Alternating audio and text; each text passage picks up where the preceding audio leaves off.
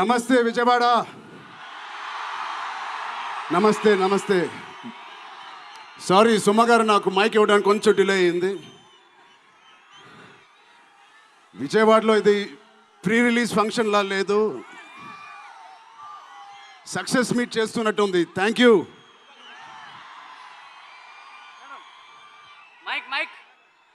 కేసినేని చిన్ని గారికి, దుర్గేష్ గారికి ఇంత గ్రాండ్ సపోర్ట్, ఇంత గ్రాండ్ ఈవెంట్కి సపోర్ట్ చేసినందుకు మీకు, మీ టీం అందరికీ చాలా చాలా థ్యాంక్ యూ సార్. ఇంత షార్ట్ నోట్లెస్ చేసినందుకు.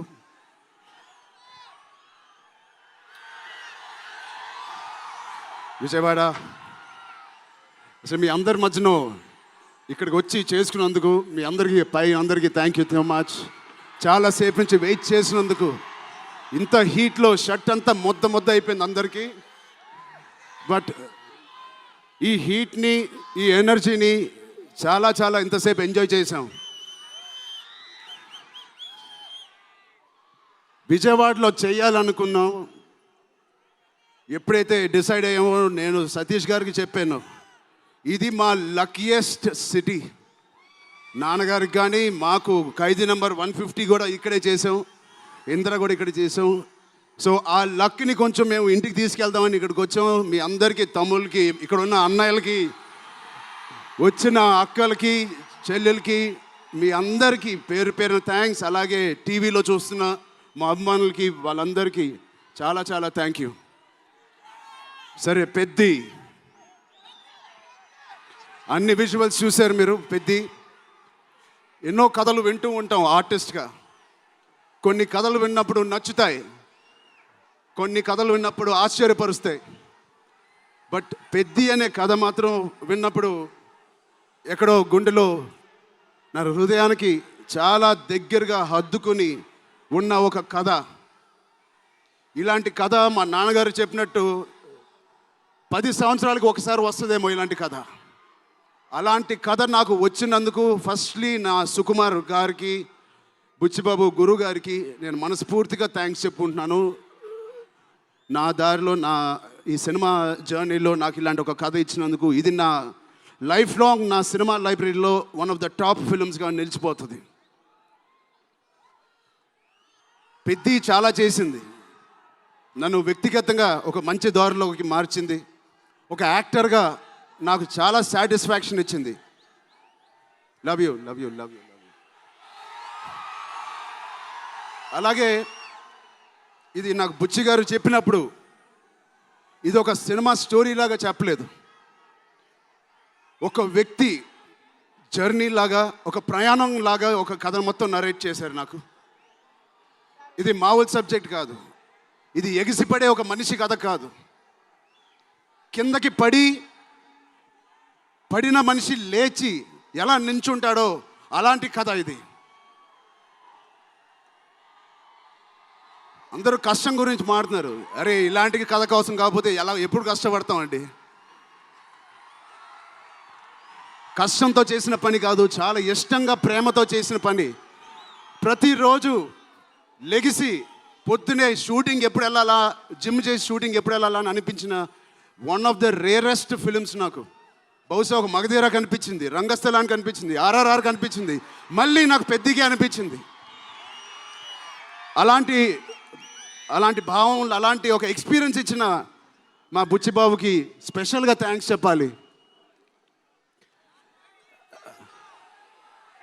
బుచ్చిబాబు ఇది నాకు కథ నరేట్ చేసి ఇంట్లో నిజంగా చాలా ఆశ్చర్యపోయిన, తన బుర్ర ఎలా పనిచేస్తుందో అని.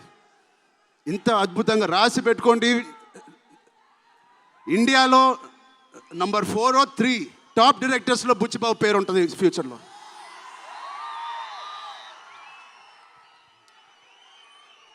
సో అంత మంచి ఎక్స్పీరియన్స్ ఇచ్చిన బుచ్చిబాబు గారికి చాలా చాలా థ్యాంక్ యూ. ఇలాంటి సినిమా ఒప్పుకోవడానికి నాకు ఒకటే బలం నా మనసులో, ఇలాంటి సినిమా చెయ్యాలి అని. ఎవరు కాదు, అది మీరే మీకోసమే.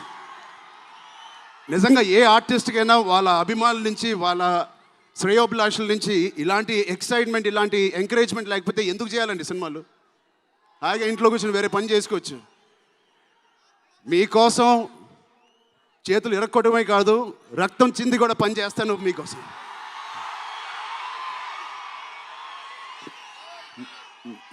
మిమ్మల్ని ఎంటర్టైన్ చేయడం ఒక పిచ్చా, లేకపోతే సినిమాలో మంచి సినిమా చేసి మీకు ఏదైనా ఇవ్వాలని ఒక పిచ్చా నాకు తెలియదు. నాన్నగారు కొడుకు పుట్టినందుకు, కళ్యాణ్ బాబాయ్ గారు ఉన్నందుకు ఇంట్లో ఇది తప్ప నాకు ఇంకేం తెలియదు. బహుశా ఇంకోటి తెలుసుంటే ఇలా ఇంత పెద్ద ఆర్టిస్ట్ నేను ఒక ఫీల్డ్లో అయ్యేవాడిని కాదు. నాకు తెలిసిందల్లా సినిమా సినిమా సినిమా. సో నేను చనిపోయే వరకు మిమ్మల్ని ఎంటర్టైన్ చేస్తూనే ఉంటాను, అది రాసి పెట్టుకోండి.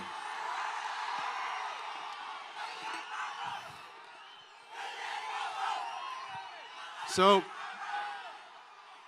మా టెక్నీషియన్స్ గురించి మాట్లాడాలంటే ఫస్ట్ మా రత్నవేల్ గారి గురించి. ఇది 4వ సినిమా రత్నవేల్ గారితో.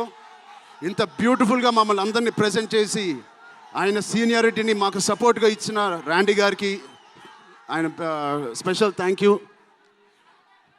అలాగే పనిచేసిన అవినాష్ కొల్లా గారికి థ్యాంక్ యూ సో మచ్. అద్భుతంగా ఇచ్చారు మా పెద్ద వరల్డ్ని. Naveen Nooli thank you so much, fantastic editing.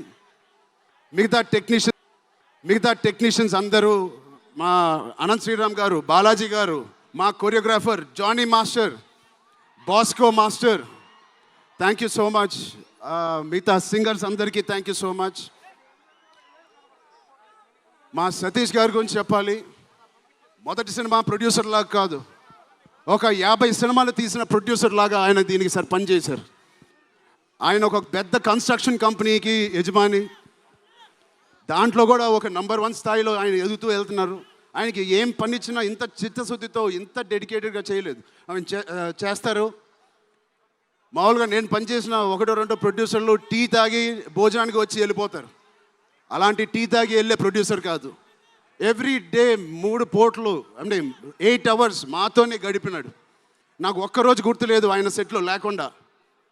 అంత బాగా ఆయన ఇలా మాకు సపోర్ట్ చేసినందుకు, వెన్నుపోటు కాదు సారీ, వెన్నంట మాకు ఉన్నందుకు సతీష్ గారు థ్యాంక్ యూ సో మచ్.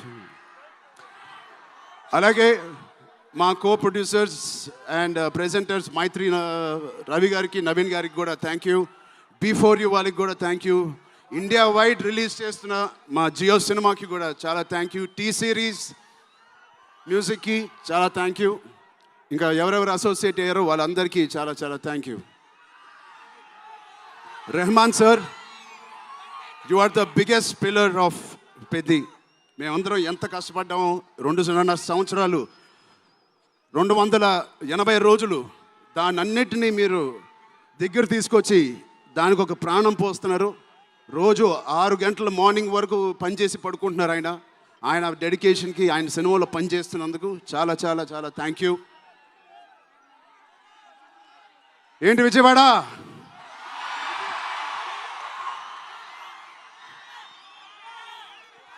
ఈసారి ఎవరి పేరు మర్చిపోలేదు కదా నేను.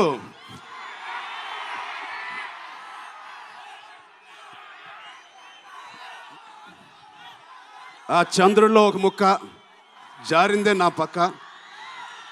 మా జాన్వి గారికి ఇక్కడ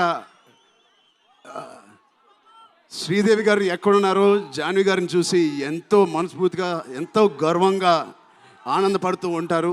అలాంటి జాన్వి గారు ఈ సినిమాలో మాతో పనిచేసినందుకు చాలా చాలా థ్యాంక్ యూ జాన్వి గారు.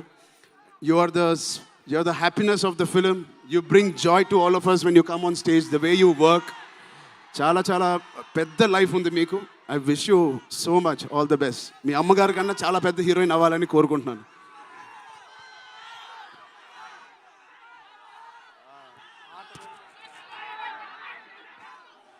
సో డేట్ గుర్తుందా? జూన్ 1. మా అమ్మాయిలందరికీ ఒకటి చెప్పేసి వెళ్ళిపోదాం అనుకుంటున్నాను. యాక్చువల్గా వెళ్ళాలని లేదు, ఇక్కడే ఉండాలని ఉంది మీతోనే. Love you. ఎప్పుడైనా ఒక ఆట ఓడిపోతే అది ఆటగాడు ఓడిపోయినట్టే కాదు, ఒక దేశం మొత్తం ఓడిపోయినట్టు ఏ ఆటైనా.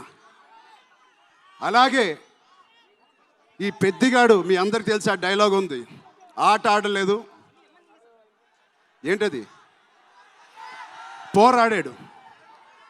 అలాగే మీ అందరి ఆశీస్సులతో దుర్గమ్మ దేవి ఆశీస్సులతో మీ అందరికీ ఉండాలని, మా అందరికీ ఉండాలని, ఈ 4వ తారీఖున వచ్చే ఈ పెద్ది సినిమాకి ఉండాలని, ఈ పెద్దిగాడి ఆత్మగౌరవాన్ని అమ్మ దుర్గమ్మ సాక్షిగా కోరుకుంటున్నాను.